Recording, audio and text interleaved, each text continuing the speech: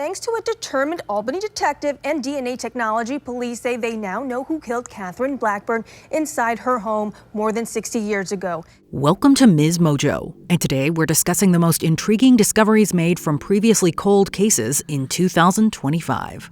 All that work up to that point had been, well thought out and had come to a positive result. The 1991 yogurt shop murders.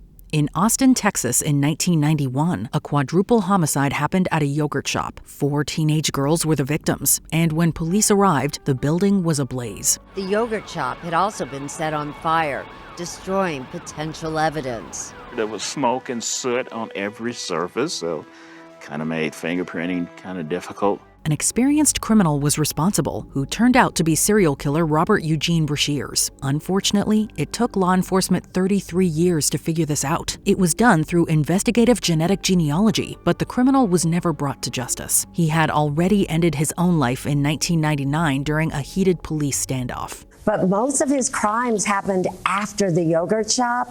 This was after being found with a stolen vehicle, a relatively minor offense, but it seemed to be the end of a pretty horrific crime spree. Case may now be solved, but the images of December 6, 1991 will always remain with Jones. I can definitely still see it. The Man of Somiedo. Back in 2015, 2 hikers discovered a corpse outside the Spanish town of Puerto de Somiedo. For years, the body went unidentified, despite having very distinct features. Initially, no malice was suspected. They believed it was caused by a simple heart attack. This turned out to be not the case at all. In 2025, the deceased man's 2 brothers admitted to the police that they were responsible. They no longer wanted to care for their brother, but still wanted to claim his disability funds. So they let him die and managed to hide it for roughly a decade. For years, social workers kept coming to check in on him, but every time, he was suspiciously away from home. The Lee County body. In 1977, a skeleton was found in Lee County, Arkansas.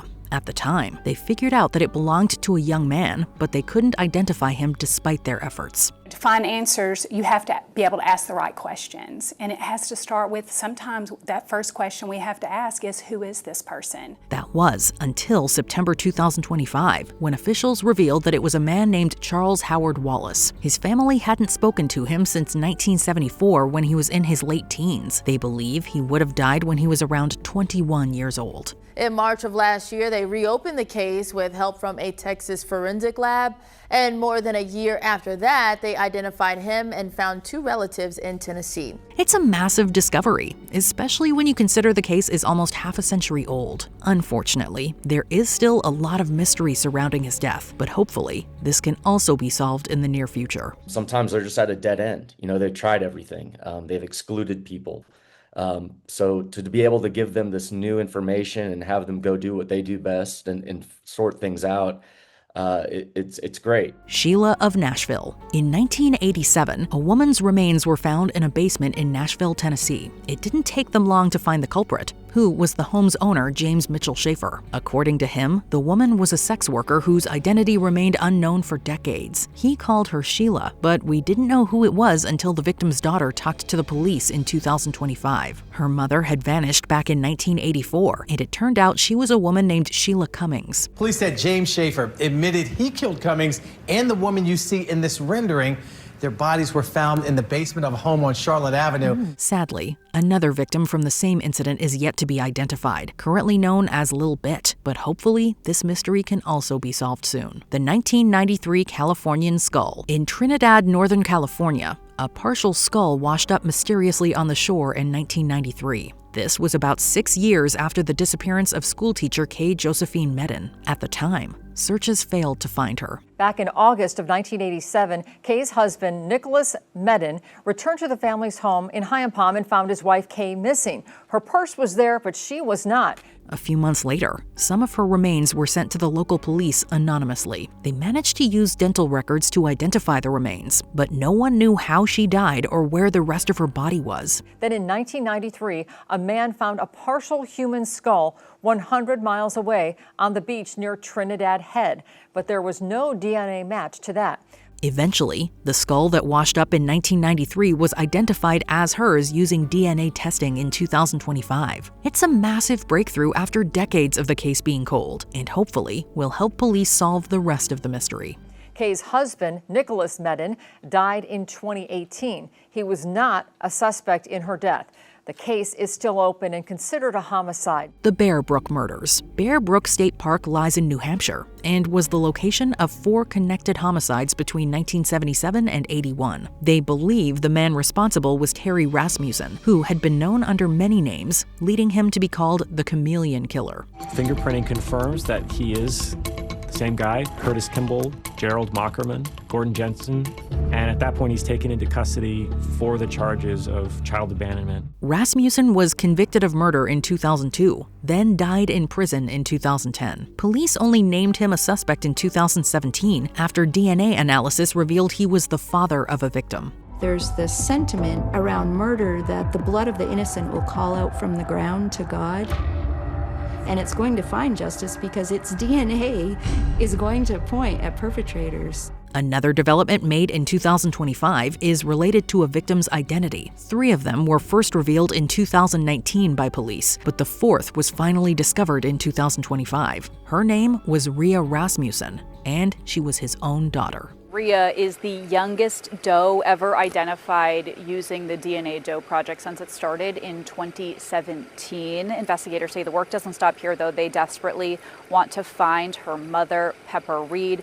Jeanette Ralston. In 2025, Willie Eugene Sims was finally charged with the murder of Jeanette Ralston almost 50 years after it happened. Ralston was strangled to death by Sims in 1977, but without any leads, the case couldn't be solved. This is one case in particular that has haunted every cold case prosecutor. We've all looked at it and dug into it. That was until they found some DNA and fingerprints on a cigarette packet, a discovery made in August 2024. The prints were matched to the criminal, and in 2025 he was finally arrested. Earlier this year, investigators from San Jose and Santa Clara County traveled to Ohio to collect a DNA sample from Sims. They say that DNA matched what was found at the scene. This development happened because of major updates in the FBI's thumbprint database. It's not the first time Sims has been charged. Back in 1978, he was sentenced to 4 years in prison for assault to commit murder. We can't bring her back, but hopefully we can answer a lot of the questions that the family may have had and try to get them some closure and hopefully justice in that way. John Lorton Doe. In 1972, the remains of a young boy named Carl Bryant were found in Lorton, Virginia. It took them decades to identify the body, with the result finally happening in July 2025 via genetic genealogy research. In the early 2000s, this sketch was created by the National Center for Missing and Exploited Children.